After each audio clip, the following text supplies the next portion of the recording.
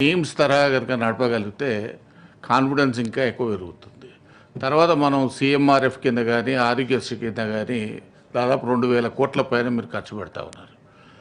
వాటిని కూడా తగ్గించేటువంటి అవకాశం ఉంటుంది. ఆ డబ్బులను కనుక మీరు ఈ నీమ్స్ తరహా హాస్పిటల్స్ కనుక ఖర్చు పెడితే, ఇంతకుముందు మా వైస్ చైర్మన్ గారు చెప్పినట్టు హైదరాబాద్లో వచ్చే కొత్త 4 హాస్పిటల్స్ కానీ నీమ్స్ యొక్క ఎక్స్పాన్షన్ కానీ ఎంత తొందరగా మీరు పూర్తి చేస్తే అంత ప్రెషరు ఈ నీమ్స్ మీద తగ్గుతుంది అనేటువంటి విషయాన్ని మీ దృష్టికి తెస్తాము. అదేవిధంగా జిల్లా హెడ్ క్వార్టర్ హాస్పిటల్స్ కూడా నీమ్స్ తరహాలో ఇచ్చి డాక్టర్స్కు కొంచెం శాలరీస్ కానీ లేకపోతే ఏ రకంగా మనం వాళ్ళను, ఎందుకంటే ఇప్పుడు ఇంతకుముందు మన రవీంద్రరావు గారు కూడా చెప్పినట్టు గవర్నమెంట్ హాస్పిటల్ ఏరియా హాస్పిటల్లో 1 గంట వరకు డాక్టర్లు ఉంటారు.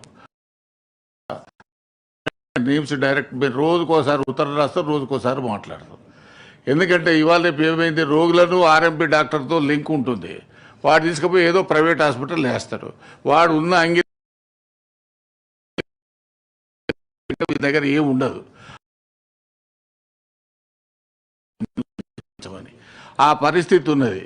కాబట్టి నేను డాక్టర్లతో మాట్లాడితే 60% దాకా కూడా వాళ్ళు కమిషన్లు ఇస్తున్నారు. 60%. మేము మొదలు 30% అనుకున్నాం. నేను డాక్టర్తో సార్ 60% అంటే అంత లూటీ జరుగుతున్నది మరి రోగి దగ్గర. కాబట్టి దీని మీద చాలా శ్రద్ధ తీసుకొని ఇప్పుడు అంతా కూడా కొత్తగా మనం మెడికల్ కాలేజీలు వచ్చినాయి, ప్రొఫెసర్స్ ఉన్నారు, డాక్టర్స్ ఉన్నారు, మన హౌస్ సర్జన్స్ ఉన్నారు, రెసిడెంట్ డాక్టర్స్ ఉన్నారు.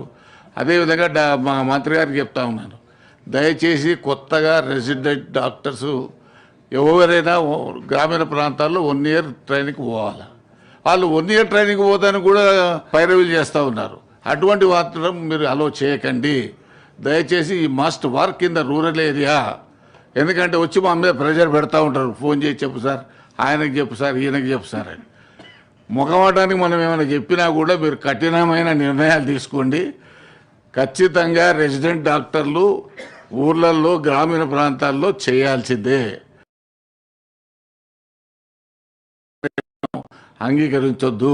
దయచేసి మీరు కనుక నిర్ణయాలు తీసుకుంటే తప్పనిసరిగా వాళ్ళు పోతారు, అక్కడ పనిచేస్తారు, మన వైద్య రంగం అభివృద్ధి చెందుతుంది. కాబట్టి గౌరవ మంత్రి గారు మీ జవాబు చెప్పండి.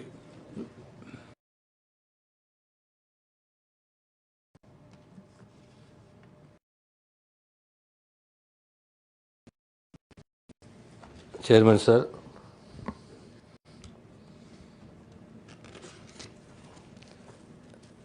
మీరిచ్చిన సలహాని కానీ గౌరవ సభ్యులు రవీంద్ర గారు చెప్పింది కానీ పెద్దలు సుంచారి గారు, ప్రకాష్ గారు, NIMS, TIMS, rural health care ఎక్కడైతే డెఫిషియన్సీస్ ఉన్నాయో, లోపాలు ఉన్నాయో, ప్రధానంగా నిమ్స్ పైన చక్కటి అభిప్రాయం ఉంది మీ అందరికీ.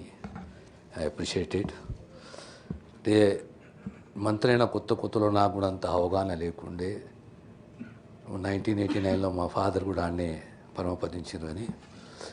Even when I feel ill I go there, I join there. ఎప్పుడైతే కూర్చొని మనం నిమ్స్ అంటే ఏంది అని డెప్త్గా పోతే మనం ఆశ్చర్యపోతాము. I just want go into the history of NIMS for 2 minutes with your permission. 1989లో యాక్ట్ ద్వారా నిమ్స్ వచ్చింది. 3 activities NIMS.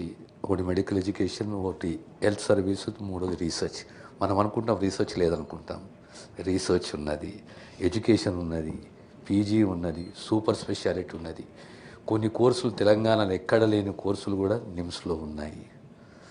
And NIMS doctors are governed by AIIMS rules.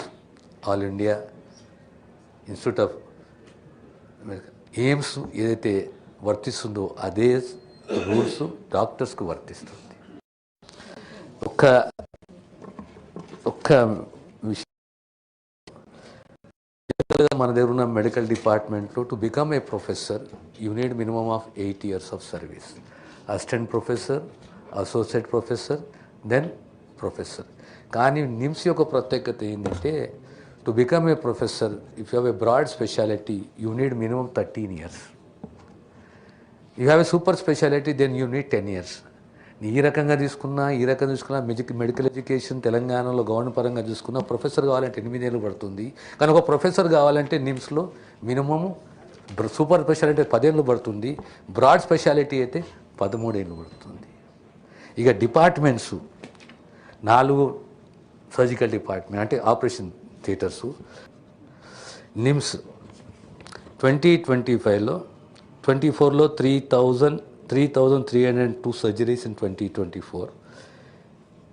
In 2025, 3,397 with 4 OTs.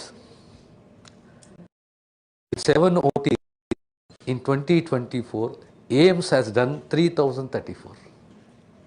With 4 OTs, NIMS has done more than what AIMS has done with 7 OTs. That is the commitment of NIMS doctor and we are proud of it. ఇక ఉన్న మనకి ఇబ్బందులు ఉన్నాయి, సహజమే ఇబ్బందులు ఉన్నాయి, కాదంటలేను.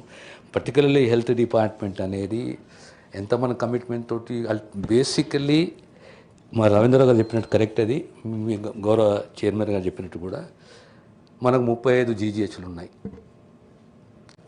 Area hospitals ఉన్నాయి, sub centres ఉన్నాయి, అదే కమ్యూనిటీ హెల్త్ సెంటర్స్ ఉన్నాయి, పిఎస్సీలు ఉన్నాయి, అర్బన్లో బస్తీ దవాఖాలు ఉన్నాయి, సబ్ సెంటర్స్ ఉన్నాయి, డ్రగ్స్ డిస్ట్రిబ్యూషన్ ఉంది, డయాగ్నాస్టిక్స్ ఉన్నది, డయాలసిస్ ఉన్నది. కనెక్టివిటీ అనేది HR R cadre connectivity common man ఏ రకంగా ఒక దవాఖానకు పోవాలన్నా, ఒక సబ్ సెంటర్కి పోవాలన్నా, ఒక పిఎస్సికి పోవాలన్నా, ఒక సిఎస్సికి పోవాలన్నా ఎంత టైం పడుతుంది? ఒకటి. ఎమర్జెన్సీ పరిస్థితి ఏంది? 2. మీరు ఇంకో మంచి సలహా ఇచ్చారు గౌరవ సభ్యులు, డాక్టర్స్కు ఇన్సెంటివ్ ఇవ్వాలి అని చెప్పేసి. Constitute you got the report. Tribal ఏరియాస్లో, అర్బన్ రూరల్ ఏరియాస్లో ఇన్సెంటివ్ అనేది ఒరిస్సా రాష్ట్రంకి వెళ్ళి రిపోర్ట్ తెప్పించుకున్నాం, ఏపీకి వెళ్ళి తెప్పించుకున్నాం. We have examined it. వరకు ఇన్సెంటివ్ అనేది ఇవ్వాలనే ఆలోచన ప్రభుత్వాన్ని, అందు గురించి కమిటీ వేసి డాక్టర్స్ ఎంకరేజ్ చేయాలి. ఎట్లయినా ఆరోగ్యశ్రీ ఉన్నది, ఆరోగ్యశ్రీలో వాళ్ళ సర్జరీస్ కొన్నిటికి వాళ్ళ షేర్ వాళ్ళకి ఇన్సెంటివ్ రూపంలో ఇస్తున్నాము. కానీ ఇన్ జనరల్గా ట్రైబల్ ఏరియాస్లో, రూరల్ ఏరియాస్లో వీరికి ఇన్సెంటివ్ ఇవ్వాలనేది ఒక ఆలోచన. We have constituted committee. Through the committee recommendations government will take a decision on this incentives అని మీకు తెలియజేస్తున్నాను. రెండవది, with regard to CSR funds, మన నిమ్స్కే కానీ, ఉస్మానికే కానీ, నీలోఫర్కే కానీ ఇవన్నీ కూడా సిఎస్ఆర్ ఫండ్స్ వచ్చినాయి. We are using the CSR funds. ప్రధానంగా నిమ్స్ ఏ విధంగా అయితే మనము ఎస్టాబ్లిష్ చేసుకుని ఎక్స్పాండ్ చేసుకుంటున్నామో, సరే సహజంగా మనకు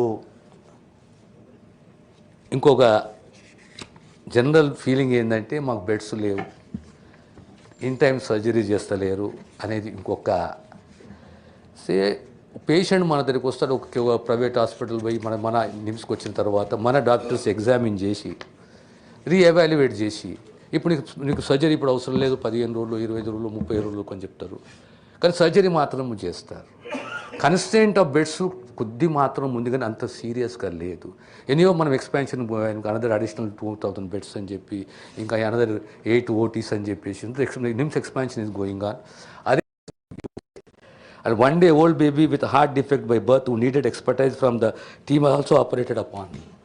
So మీ అనే మాటను ఏకీభవిస్తూ సిస్టంలో ఏ రకంగా కామన్ మ్యాన్ దృష్టిలో పెట్టుకొని సబ్ సెంటర్, ఆయుష్మాన్ ఆరోగ్య మందిర్, బస్తీ దవాఖానాలు, పిఎస్సీలు, సిఎస్సీలు, ఏరియా హాస్పిటళ్ళు, మన గౌరవ అధ్యక్షులు చెప్పినట్టు ఓ డివిజన్ అనేది ఉండాలి. అల్టిమేట్లీ సూపర్ స్పెషాలిటీ హాస్పిటల్ అంటే లాస్ట్ 10% 5%కు సిటీకి రావాలి. లేదా గ్రామ స్థాయిలో, మండల స్థాయిలో, తాలూకా స్థాయిలో, జిల్లా స్థాయిలో ట్రీట్మెంట్ 90% ట్రీట్మెంట్ చేసేయాలి, వాళ్ళకి అందియాలి. అదే పద్ధతిలో టీమ్స్ రూపంలోనే నిమ్స్ కూడా ముందుకు తీసుకెళ్ళాలనే ఆలోచన ప్రభుత్వానికి ఉందని చెప్పి మీ ద్వారా గౌరవ సభ్యులకు తెలియజేస్తున్నాను. Thank you.